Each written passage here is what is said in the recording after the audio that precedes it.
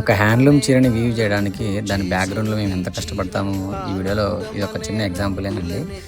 ఈ కలర్ రేషం అనేది డైయింగ్ నుంచి వచ్చిందండి మనకి.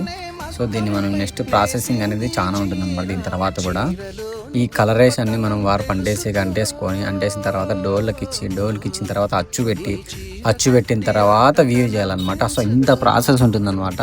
సో ఒక చీరని మనం ధరని ఎందుకు ఇంత ధర అని అంటారు, కానీ చాలా మంది దాని వెనకాల మా కష్టం అనేది చాలా ఉంటుందండి. హ్యాండ్లూమ్ కష్టం అనేది ఒక హ్యాండ్లూమ్ శారీ నేయడానికి అంత ఈజీ కాదండి.